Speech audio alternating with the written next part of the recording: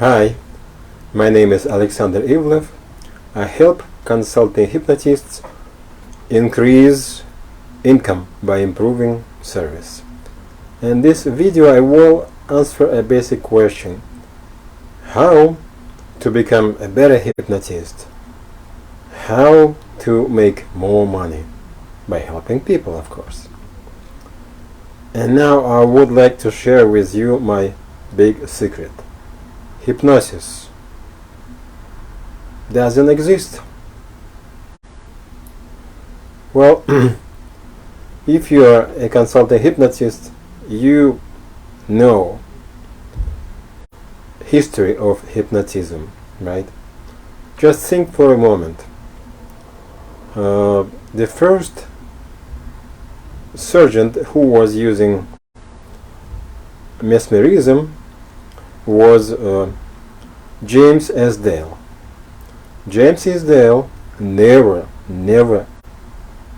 learned any hypnotism or mesmerism because he was just thinking, how can I help my poor Indian patients, because I have to do really severe surgery, and if I cannot reduce pain, somehow I will kill my patients. And his assistant, local boy, just told James, doctor, I read some newspapers and I can say that mesmerists use some mesmeric passes. And James S. Dale, he was a doctor, of course, he said, okay, I will try to do it, because otherwise I will do nothing to help my patients. And James S. Dale tried to use mesmeric passes, and he was able to create mesmeric coma for his patients, and he was able to do perfect, serious operations without any anesthesia except mesmeric. So let me ask you, how long you need to learn about mesmerism? Now, hypnotism. As a consultant hypnotist, you know that another James Braid was also a surgeon. He somehow found out that his patient was in trance by looking at bright object, and that James thought, I have the same state of mesmerism or mesmeric coma, but without any passes. So he began using that phenomena, and he of course called it hypnotism. He also done a lot of operations without anesthesia by using only hypnotism. Now let me ask you, consultant hypnotism, how long you need to learn that hypnotism can be created by showing your client a bright object. So this is really peculiar. When I read advertisement, hypnosis school is offering you 200 hours to learn hypnosis. What to learn? Tell me. Okay, you may say, how about hypnosis techniques? And let me ask you, how many techniques both James knew? Nothing except one. They wanted to help patients be free of pain during the surgery. And as you see now, that hypnosis itself is not a peculiar power, because if you have it, then you don't need to learn about it, right? Or you may say, I can induce hypnosis. But if you can induce hypnosis, then why you are not helping all patients, all serious cases when your patient need surgery, and why don't you just go to the hospital and help those patients with your hypnotism? Because you cannot. And about somnambulism, of course, there is books, nice books written by, for example, really famous writers and hypnosis, of course, practitioners. And those books are written for hypnotists and for medical hypnotists also. But somnambulism is not easy to achieve, and I'm telling you the truth is. I give you the example. I work with a dozen people, right? A dozen people, and different ages from 20 to 80. And I ask everyone close their eyes and relax, of course, and go deeper and deeper. And when I count it, and when I get to 10, they will experience some hypnosis state of mind. Okay, I've done this. Then I will give them suggestions. Now you are kids, 5 years old kids. Describe what you see.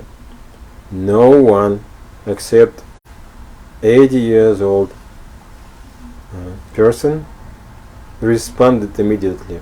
So that person described me what toys she has, what is going on in the room, where the parents are, and how this happened.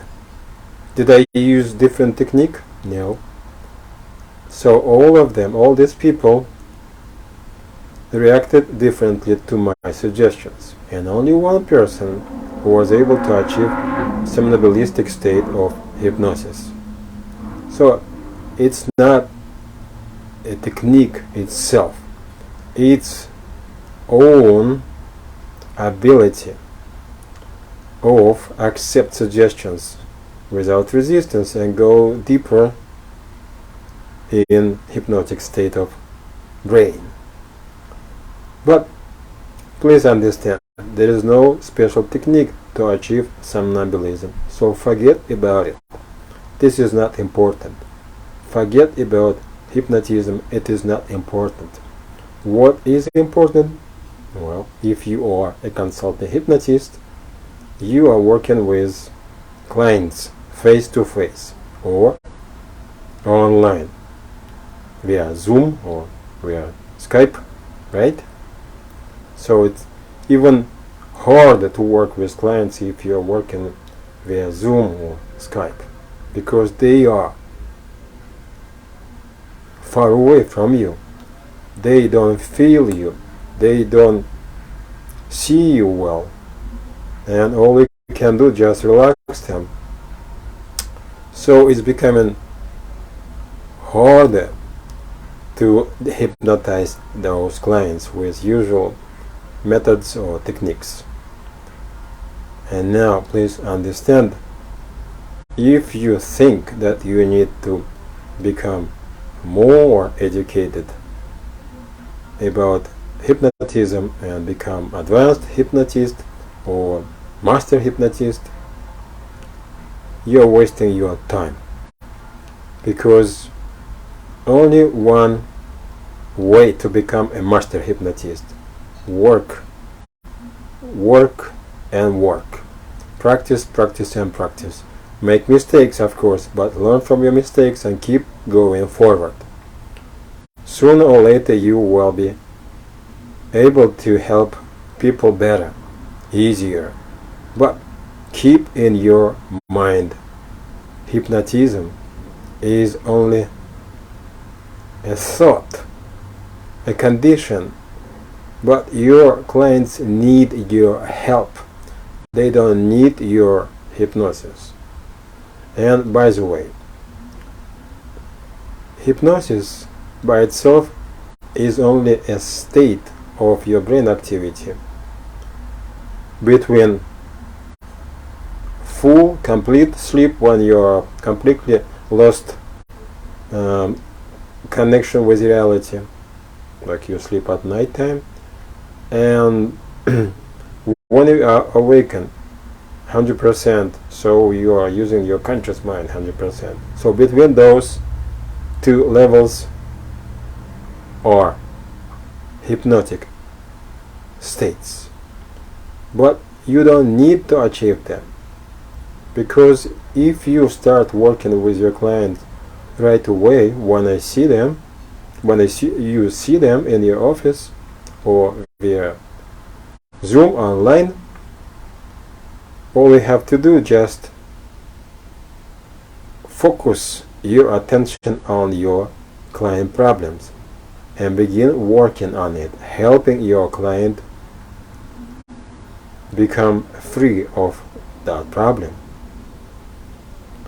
And as long as you focus on that problem and finding solution to that problem, your client in a hypnotic state of mind. This is really simple, because when you are focused on something, it means you are in trance. You are reading books, you are in trance. You are watching movies, you are in trance. The difference is those trance are created by movie makers or book writers. And if you are helping your client, this trance is created by your client herself. And if you start thinking my way, you will notice you are becoming more professional hypnotist. And always remember, you don't have to move forward and become certified every year, learning, and learning. No, James S. Dale didn't learn anything except how to do mesmeric passes. James Braid didn't learn anything. He was just enough curious why his patient became motionless by staring on bright object. And now I wish to help you better, but enough for today. If you are interested, you're welcome to contact me for a free consultation. I help consulting hypnotists increase income by improving service. Bye. See you next time.